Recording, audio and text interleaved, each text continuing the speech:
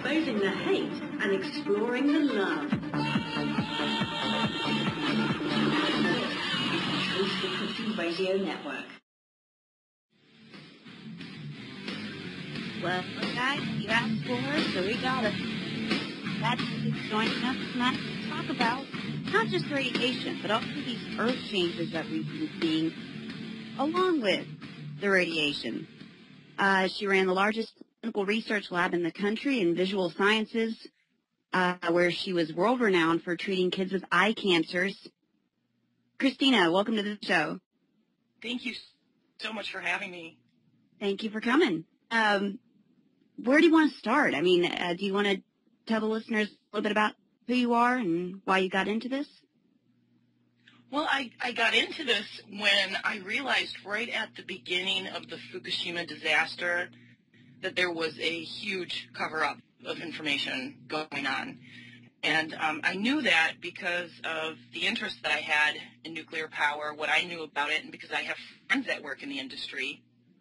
And just a few days into the disaster, there was a report that 13 neutron beams were seen around the site. Some of them were about 1.5 miles away from the reactor.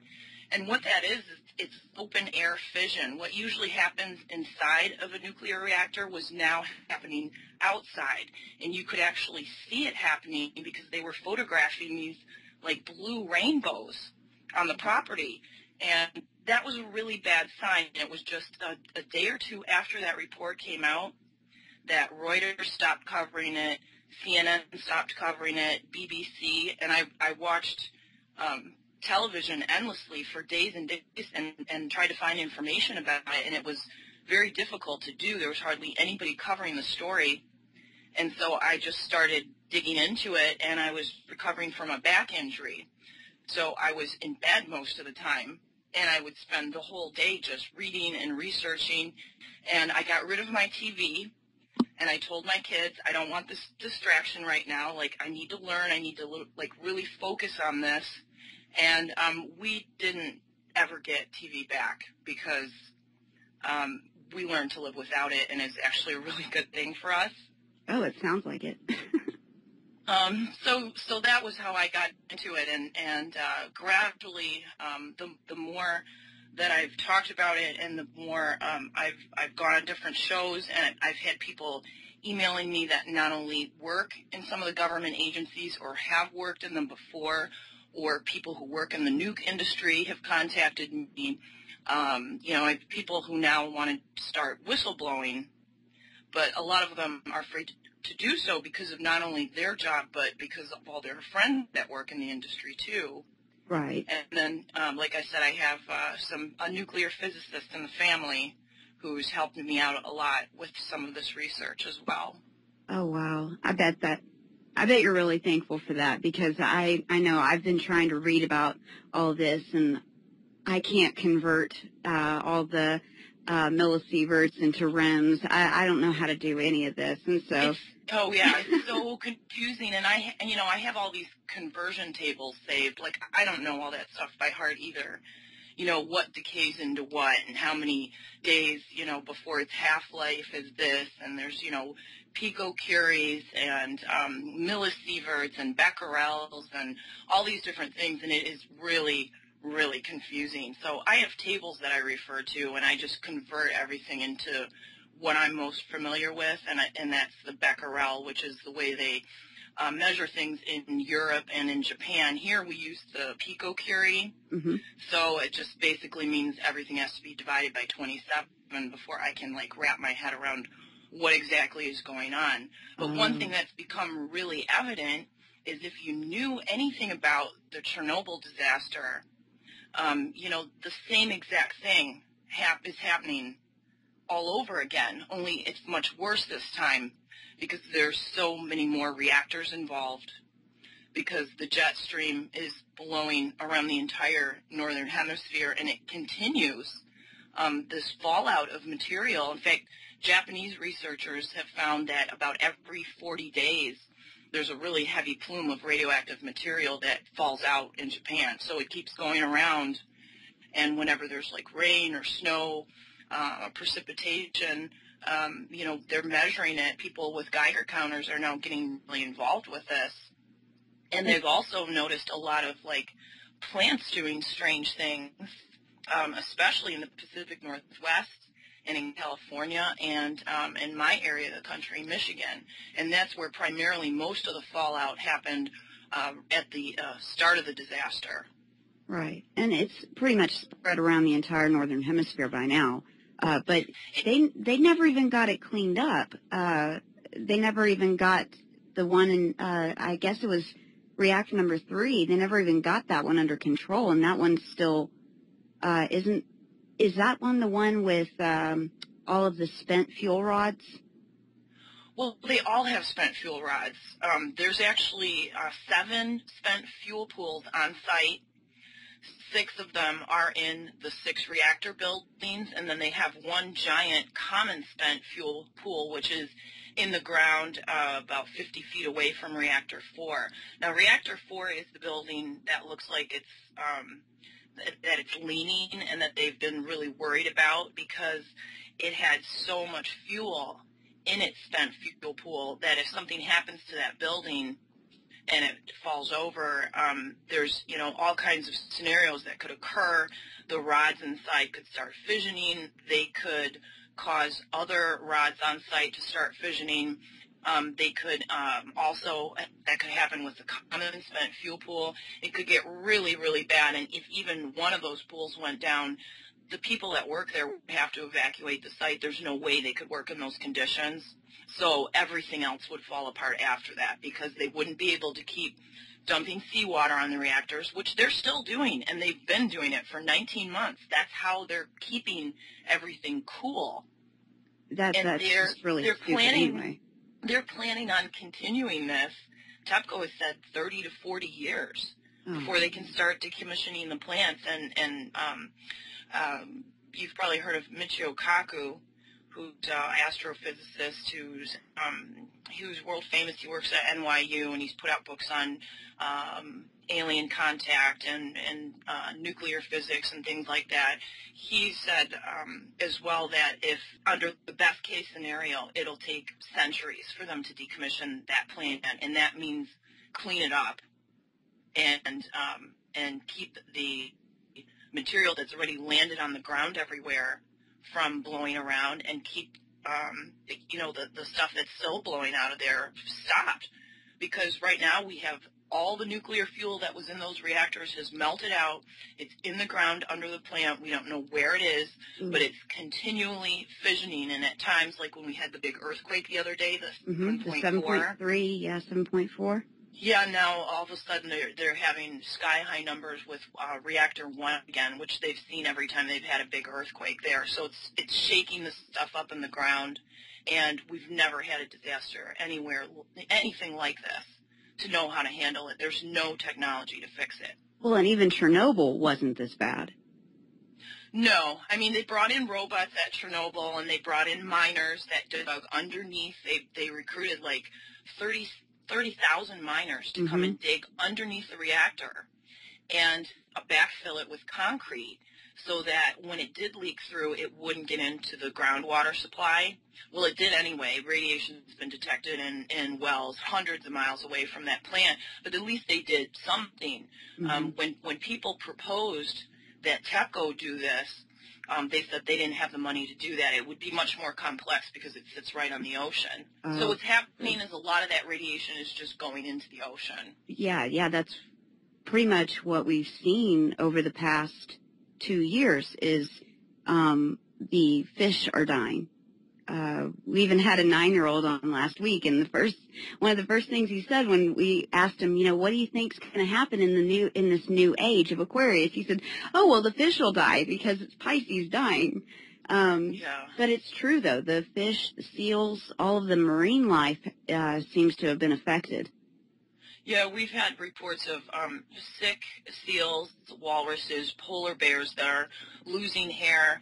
They have lesions. When they did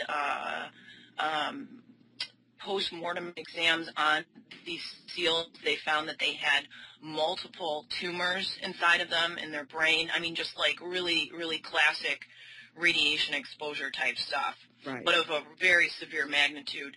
And NOAA, who is taken charge of determining what caused this, what they call unusual mortality event in Alaskan seals, they have been kind of, withholding what they know, and I've been hounding them about it. In fact, we've called them on the radio a few times on my show.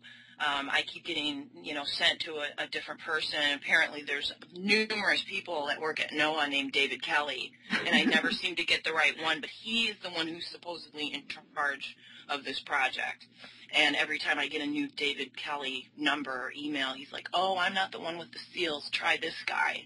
And this has been going on for a couple of weeks now. I did find out that they took the seals apart. They took off they took out their eyes, they took out their paws and their nails. They sent all that to one researcher, and then they took their brains and they sent them to another researcher, and then they took part of the skin up to on the dorsal side of the back, and they sent that to another researcher. And they're having all these independent people. There's like 10 or 15 different people that are analyzing a different part of these 6 seals. Oh, that sounds like a cover-up right off the bat, because it sounds like the Manhattan Project when we built the atomic bomb. That's how the government did it, because these people weren't talking with each other. No one had any idea what they were really working on.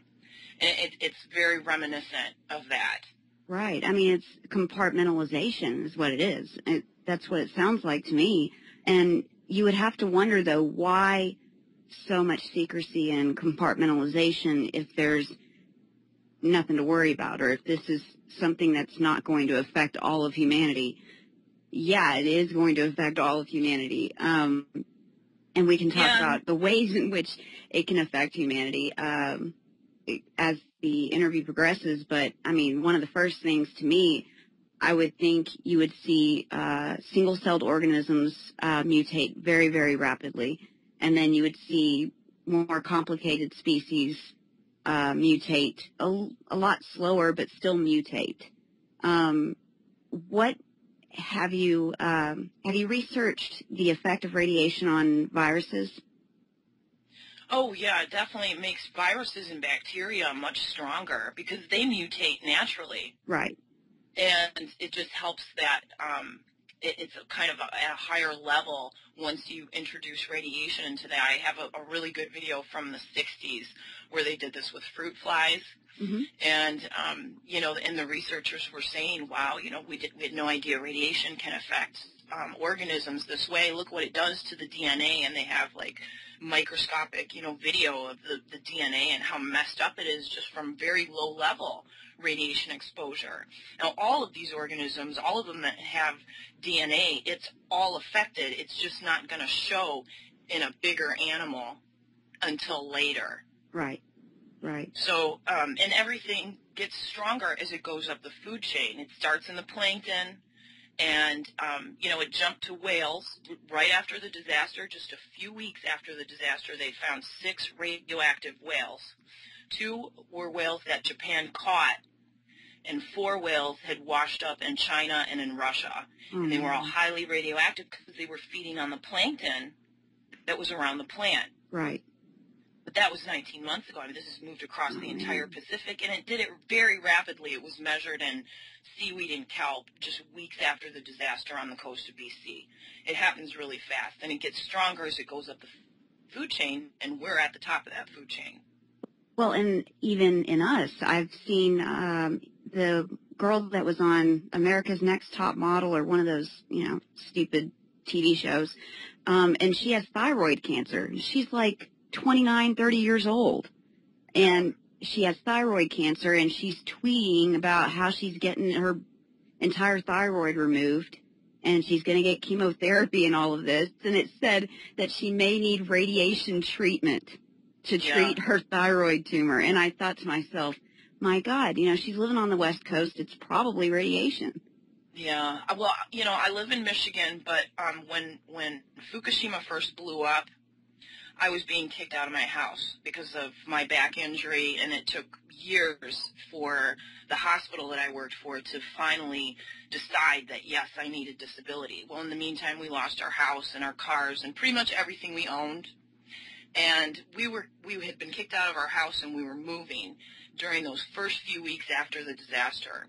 And I knew about fallout, and I was, concerned about it. And I talked to some of my neighbors, and I said, should we even be outside right now? And everybody agreed that the government would tell us if it was really that bad. Really? Yeah.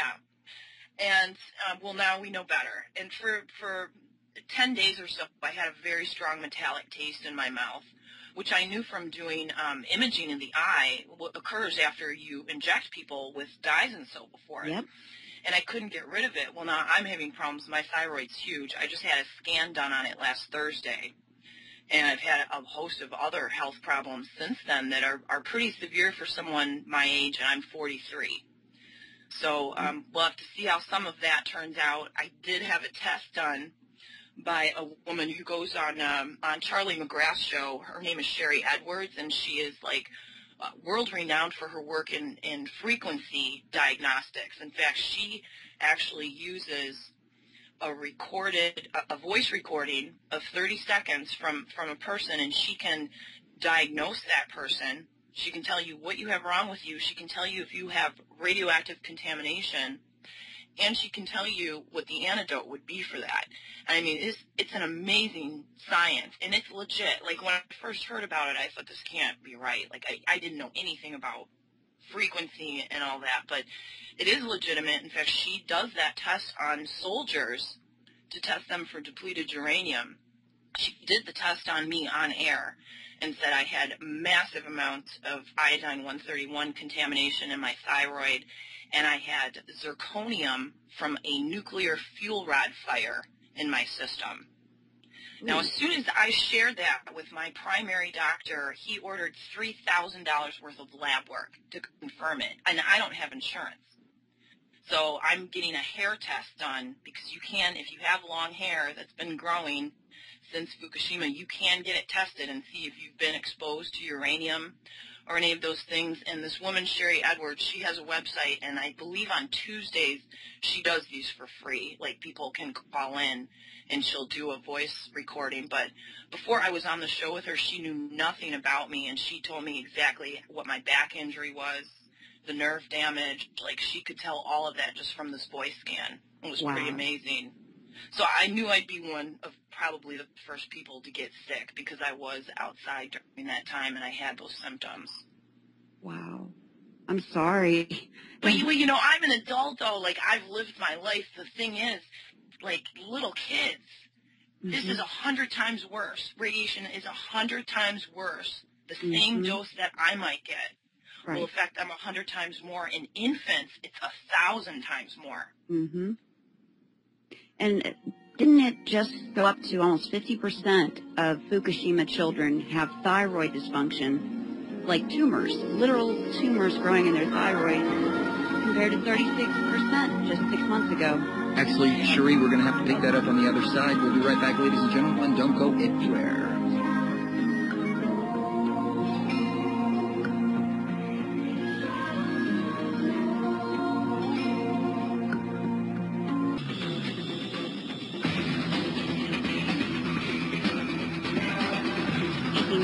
Hello, a.k.a. RadChick, here on TruthFrequency Radio. And we were just getting into the effects of radiation on children, and this is particularly important to me because I have an 8-year-old myself, and I hate the fact that I grew up in a world that, had a little bit of radiation poisoning from Chernobyl, but it wasn't worldwide. It wasn't a worldwide contamination like it is with Fukushima. And I hate that we're forced to raise our kids in this and try to mitigate it as much as possible. But, RadChick, what did we tell our children in 20 years when they ask why we let this happen? Well, we didn't know any better. I mean, and the one good thing that came out of the Fukushima disaster is it told us what needs to happen with all of the nuke plants worldwide. They all need to be shut down, because we cannot afford to have this happen again. We've had 99 nuclear accidents. There aren't just 2, like everyone knows Chernobyl and knows Fukushima. We've actually had 99. There was a huge one in the UK called Sellafield that's still contaminating wide areas of the northern Wales. There's been all kinds of accidents with submarines, and they use nuclear power on submarines. Mm-hmm. We have nuclear reactors that power our satellites, so when those crash to the ground, there's nuclear material that's expelled also. This caused a huge problem in Canada a few years ago. It's a wonderful technology if it were safe, but it's not. There would be no way to guarantee its safety. In fact, what seems to be happening is because a lot of these nuke plants that we have here are now 40 years old, Mm-hmm. they're breaking down like crazy. It's not even taking an earthquake or a tsunami or, a hurricane like Sandy to shut them down, even though we had 5 or 6 that shut down because of that. Mm-hmm. They run into problems all the time. You can go on the NRC event page and see there's 2 or 3 reactors a week that go into hot shutdown. They're having problems. The fuel's not being cooled properly, or this is leaking into the river next to it, or that's leaking. I mean, it's terrible. And even under normal operating circumstances, these plants leak into the environment. That's why we have such high rates of brain cancer in children and autism also in communities that surround nuke plants. Well, and we were told by a psychic back in 2010 that we were going to experience earth changes, but it was going to be okay. And I thought to myself, well, I guess everything will be fine then. Well, humanity will survive. Everything will be great. And then Fukushima happened. And now I wonder, are we going to survive? Because even under regular conditions, just like you said, these nuclear plants are falling apart. And it's not like remodeling your house where you can bulldoze it down and build something in its place. These are reactors that you can't take apart and put back together. You just can't. Yeah, it takes a lot of money, and, the utility companies that run them don't want to spend any money to fix anything, let alone decommission the plants. Plus, we have all this spent fuel from these reactors that's been running for 40 years, and we have no place to put it. We were building a facility in Yucca Mountain, and then they stopped doing that project. So it's all sitting in these pools, like they were at Fukushima, waiting for an accident to happen where this stuff gets released and they catch fire and they contaminate everything downwind. And I wanted to mention something, though, on the discussion of thyroids. Mm-hmm. Half the kids in Fukushima City are showing signs of thyroid abnormalities. And Fukushima City is far inland from where the Fukushima plant is. It's in the other direction, not the way the wind blows. The wind is blowing towards us. When I went to have my scan last week, I talked to the ultrasound technician for a while. She said she had been doing these scans for 21 years. She does everything. She's, certified to do the baby scans and thyroids and liver scans and everything. And she said she used to do 4 thyroid scans a week. In the last couple of months, she's doing 10 a day. Ooh. They're all on women, and they are all showing pathology.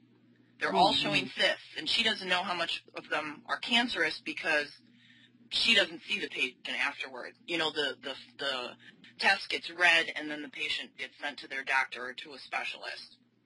But, thyroid cancer, at first I thought, well, that's not a big deal. I mean, that's one of the most common cancers, that and leukemia, that you get from radiation exposure. But it can make you sick in many other ways, too, because it kills your immune system, so you can't fight anything. On top of that, you're getting hit with viruses and bacteria that are stronger. And how many weird cases have we had of, like, listeria in cantaloupe last summer that killed people in multiple states, and they've never seen listeria in cantaloupe before? Well, but that's because it's mutated. Mm-hmm. Whether Fukushima did it or not, I don't know, but something's mutating all the plants, too. Well, and they said West Nile had mutated. Where are all these mutations coming from? The radiation. Right. That's the only thing it could be coming from, because a virus doesn't just all of a sudden mutate after decades of being the same. It just doesn't. Yeah, well, we do have data from the USGS where they did soil samples throughout the country, and they found Fukushima fallout in every city that they tested. They tested 24 cities. You can go on their website and you can look at the results. So we know that it landed over here, but they stopped their testing April 5th of 2011 and said they didn't need to do it anymore. After that, they detected, an independent researcher detected plutonium from Fukushima in Boston. And plutonium is the most deadly element on Earth, and it's only made in nuclear reactors from a fission process. MOX fuel, right. Right. And then they also discovered it in Lithuania and Europe, and that came from Fukushima. Oh, my God. So it's pretty much everywhere. It's pretty much everywhere. And you know, Sherry, like when I first started studying about this, it was a long time before I went public with any of this stuff. And then once I did, I just went crazy with it because I realized this is the only chance I have to really try to get people to help figure this thing out. And I had listened to numerous experts, and some of them said we're screwed no matter what we do. And I really don't believe that. And it's because of studying Chernobyl and seeing how many people were affected by that accident that went on. You know, maybe they got thyroid cancer and they had their thyroids out, or they relocated later, but they went on to live healthy, normal lives because of things they did. They ate stuff that grew in the ground instead of on top of the ground where they were having, you know, fallout rained over it. I mean, just little things like that made a huge difference. And so I really think there is a way to mitigate your way out of this, and if not, then our lives might be a little shorter, and so we should be enjoying them. I think we should, too. I really believe that we are either going to go the way of the buffalo and just kind of start living a lot less, like we'll only live to 40 or 50 instead of 100, or somehow we'll mutate so that we become resistant to the radiation. Do you think that's a possibility? I don't know. I don't think so. From everything I read, only 1% of the population that's exposed to radiation doesn't have adverse effects. Like their DNA is just immune to it, and they don't know why. 1% of people that are exposed. So hopefully that you're in that 1%. Hopefully. Well, and I mean, look at San Onofre, for instance. It's been leaking radiation for a very long time, hasn't it? Yeah. And they want to reopen it or restart it? They want to restart it. Well, the people that live around there are really starting to be vocal about it, too, and they need to right now. Because once they start that plant up again, it's going to be really hard to get it shut down. That site alone has 4,000 tons of spent fuel sitting in pools right next to the ocean. That's really dumb. And they're at risk for a tsunami there, as well as Diablo Canyon. They had a 150-foot tsunami that hit just south of where Diablo Canyon sits. Oh, man. So, thousands of years ago, but it did happen in that area, and we have historic records from, you know, Japan that they know when we've had tsunamis that were generated from Cascadia, and we know when we've had tsunamis that have been generated from elsewhere by looking, you know, into the layers of soil and seeing where the plants were killed and there were layers of sand that a tsunami had happened. 150 feet would wipe out that Diablo Canyon plant. Oh, Absolutely. yeah, it'd be all over the place. I mean, what do you think would happen if that were to happen, if there was a huge tsunami that hit the West Coast? Well, we'd have at least probably 2 or 3 evacuation zones that they usually set at 50 miles in a radius of the plant of 50 miles because all the food and water will be contaminated, but in reality it'll be contaminated probably about 300 miles from each plant. I mean, like it won't be, you won't be able to live there at all or anywhere within 300 miles of that area. And then we would have all the fallout, you know, that travels across the country and blows through, you know, Montana and Idaho and Utah, and those states would get it the worst. And then, you know, the plains, and then later the Midwest. I mean, we've had, you know, plumes from Fukushima I've measured with my Geiger counter here in Michigan that they're very predictable. You can tell when they're coming in on the storms because of what's going on at the plant. And anytime we've seen something sketchy going on in the cameras from the plant, like there's been a fire or there's been steam or something, within like 5 or 6 days, my Geiger counter starts going nuts over here. Anytime we have precipitation. So, I mean, you have to avoid all precipitation now. Your kids can't play in the snow. They shouldn't go out in the rain, and if they do, they need to shower right away afterward. But, you know, I mean, we should be doing, like, decontamination in reality, because this is an ongoing thing. Even if the levels are small, when it's coming at you in the air and in your water supply and in the food that you eat, plus, you know, all the other non-ionizing radiation that you're getting from smart meters and cell phones and all of this stuff. I mean, it's no wonder everybody's so sick. Right. But, I mean, I think that's all part of the bigger plan now. So you think there's a bigger plan? Do you think it's a depopulation plan? Absolutely. I mean, you can't deny it. And I didn't talk about that for a long time. I stayed away from all the conspiracy stuff. You know, but as I mentioned to you when we talked before the show, my dad was in politics for years and always told me your government doesn't care about you. In fact, it's quite the opposite. You know, all they care about is making money, and that there were only a few people that ran everything in the world and all this. And I was like, Dad, you're crazy. You know, we used to like fight about stuff like that because I said there's no way people could be that evil. Yeah. You have no idea.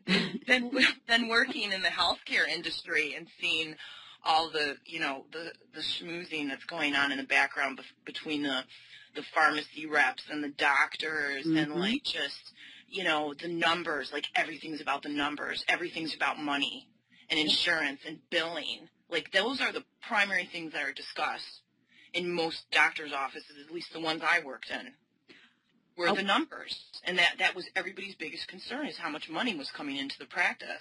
Oh, I know, and I was scared to death whenever I had to have emergency surgery a few months ago. The lymph nodes in my intestines were swollen for some reason, and it caused an intussusception, and I had to have emergency surgery. And I still owe them money, but I'm just thankful they even did the surgery because, you know, I think a lot of the time hospitals don't even want to take care of people, and they'll take care of you just to the point where, you know, you're okay to be walking out the door and just get you out of there if you don't have insurance or if you have no way to pay. But nobody cares. They don't care about the cause. No one looks for the cause of anything. No. And when they see people now coming in with this enormous surge in thyroid problems, that should be setting off red flags with somebody. But instead, what do? They order tests, and then they'll order a biopsy, and then they want you to see a specialist, and then they want you to start, you know, taking these pills or those pills, and then do surgery, or they'll want to monitor you endlessly and have you keep coming back for more ultrasounds and more biopsies. You know, screw that. If there is anything wrong with my thyroid, I'm getting it taken out. And I'll pay cash for it. I'll figure out a way to do it. I don't want it in my body, and I don't have the time or the money. And I know where it's going anyway. It'll end up cancerous. If the timeline is just there, you can't ignore how long it took. I mean, even knowing how bad Fukushima is, I can't believe how fast stuff is happening in terms of illness and in terms of the mutations. I thought we would see that years down the road. I couldn't believe when just a few months after Fukushima, I was starting to see plants mutate around here. Yeah. And that's when I thought, oh, my God, something really is wrong here. I mean, I was a gardener in my spare time, you know, and I did photography and took pictures of plants and stuff. And I was always interested in, like, you know, mutations and albinos and things that are weird. But I never saw any. Now I see mutations everywhere that I look. And almost every kind of plant around here, part of the plant is mutating. If you know what to look for, you can see it, or you can go to any of the web pages that we have where we've been uploading pictures of it. Well, and I made a wish on a dandelion a few weeks ago, and after I blew on it, I noticed the middle part where all the little white things are stuck to was like flattened out. It looked like somebody had formed it into more of a like a side-to-side spread out than round. It wasn't round at all. It was just like elongated and gross looking. Yeah, when plants are exposed to radiation, they fasciate. Fasciation is also known as coxcomb, like the thing on top of a rooster's head. Instead of that dandelion being round, it looked elongated and probably like distorted. Yeah. Yeah, there's a ton of images of that on my pages, or if you just Google fasciation, you can see it. And, I mean, it happens sometimes in nature, like in cactuses and stuff like that, but to see it as much as we're seeing it now, I mean, I could go out in the spring when we looked at dandelions, everywhere that I stopped we stopped the car to look, like if we saw a big field of dandelions, I'd be like, let's just stop and see, because dandelions grow fast. Mm-hmm. And they uptake a lot of water. So weeds and like small trees, things that grow fast, will show signs of mutation more quickly Than big trees and things right. of that nature. And okay. I mean, some of the pictures of dandelions that I got, I had one guy from BC that posted a video on YouTube. This dandelion was like the size of a baseball bat. It was so huge. Ugh. And things grow big. Leaves onto trees will sometimes be bigger than normal. Colors, like flowers, will change color, or they'll be divided exactly in half, where if it used to be a white flower, it's now pink and white, and it's like right down the middle. There's even like some lobsters that have been caught on the East Coast that are now showing this. They have like checkerboards on them, or they're two different colors. And you see these things being reported in the mainstream, and nothing's ever mentioned about how did this happen, or why, or why is it happening. Like in Washington Post, Health and Science, you'll hear hints of a more virulent mutating West Nile virus emerge, and they don't tell you why. We don't know why it's mutating, but it's causing severe encephalitis when before it didn't. Mm-hmm. Are we going to start to see that happen with regular things like, a cough or a cold turns into pneumonia all of a sudden? Well, that can happen for two reasons. One, it could be from a fallout. It could be from the Fukushima radiation, or if you have a plant that's leaking near you. Or it could be also if you have a lot of electromagnetic frequency, because when you sleep at night, your pineal gland usually produces melatonin, and you need melatonin to fight cancer and to help your immune system be strong. Oh. Radiation, both the ionizing and non-ionizing, like the kind that you get from cell phones and smart meters and stuff like that, stops your pineal gland from functioning. So you don't produce melatonin, your immune system gets weaker, and then you start catching all this stuff and you don't get rid of it. Like you get bronchitis and you have it for weeks or for months, or it turns into pneumonia, and it's severe compared to what, you may have had in the past. Wow. And the pineal also produces dimethyltryptamine. At least that's what's been proposed by some scientists. Dr. Rick Strassman, we had him on the show a couple of years ago, and he was talking about how he believes that dimethyltryptamine is created by the brain during dream states. And if you don't have that, and I'm guessing if you don't have melatonin as well, you will die. You just shrivel up. Eventually, your immune system would be so compromised, you probably wouldn't die from that, but you might die from something else. And like opportunistic infections. Right. So, and also, I remember reading about the men who were in the military that were exposed to all of the radiation during the 50s and 60s, and how they came down with pretty much AIDS, except HIV negative. Mm-hmm. And so radiation can definitively cause that if you're exposed to enough of it at one time, right? Right, because it's killing your immune system, and that's all HIV is. RadChick, I have a couple of questions. How bad is this radiation compared to the natural radiation that's around, or, say, the solar flares as well? And as a lot of people have suggested, will our bodies eventually adapt to it, or will we render the world completely uninhabitable to humans? Mm-hmm. I don't know much about like transmutation, but I know some schools of thought do follow that could, in theory, happen, where we adjust to all of these threats. But I think that's something that would be like generational, like, decades and decades away from where we are now. The people that will really be injured are the ones that are living now or are going to be born during this time. Right. Those are the ones who will be the most affected. As far as what it would do to future generations in terms of transmutation, I don't know. I had a guy on my show recently, Jeff Wefferson, who talks about some of that. Yeah, it's basically just if you're aware of it and you're aware of how it behaves on your food and outside in the air. I mean, there's so many different ways that you can avoid it. Like, it is something that you really can mitigate against if you know what to do. The biggest thing is filtering water. Right. Right. Filtering water and washing your produce and trying to buy produce that's either being grown indoors where the air and the soil and the water are controlled. Like, I had a gentleman on my show, Drew Lamb, who talked about this. He was from a farming family, and he lived in Oregon, and he had a friend that worked at Hanford who told him when the MOX reactor blew up, this is really bad. We know the fallout's going to come here, and you got to stay out of the rain and don't go outside and all this. His friend in the industry had told him this. He just started a huge business, bought a warehouse, and he's growing food indoors that's radiation free. I mean, that could be what the future looks like. Right now, it's easy to find produce and stuff like that from South America. I would say that that's safer than anything grown in California, unfortunately. And Right.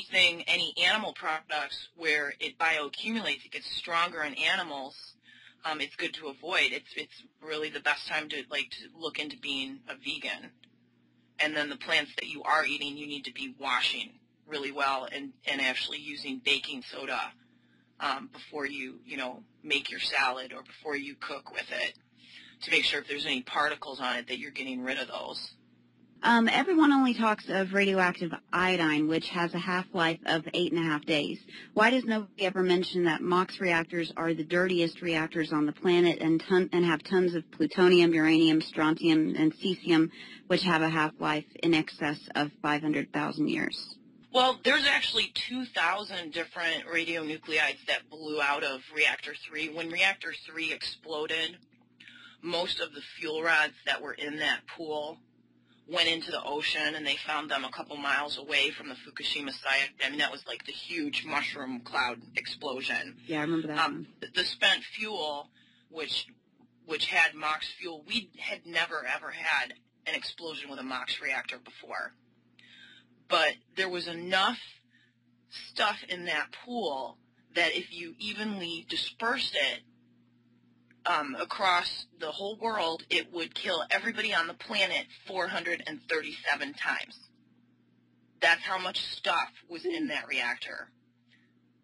It's, I think, 9 pounds of plutonium is enough to kill everybody on the planet once. But, I mean, we were talking about, a number of fuel rods. They were 6% plutonium because they're this MOX. And all that is like, fuel rods that they made from, like, bombs, like bomb material that was left over. We actually did that with Russia back, like, in the 70s. It was called, what was it called? I can't think of the name. They gave it a really cute name for the program, like Bombs for Power, where we took all these bombs from Russia because of a treaty that we had, and we turned them into MOX fuel. And we're running those in our reactors here in the States. Oh, yeah. I think I even saw a commercial for it, and it's this lady, and she's talking about how wonderful MOX fuel is, and how when we decided we weren't going to use nuclear bombs against people anymore, we turned it into fuel. Right. It's right. really MOX is super dangerous.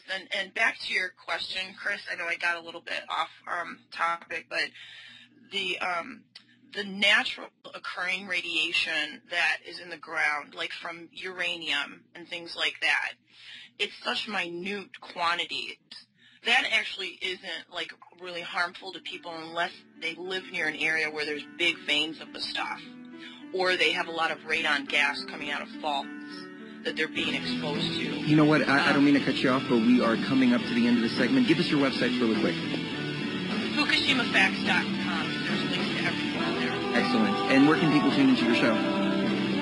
New radios on Tuesdays and Thursdays from 1 to 2 on UTY TV. Excellent. Thank you so much for your time. Thank you so much. Ladies and gentlemen, we'll be right back. Don't go anywhere.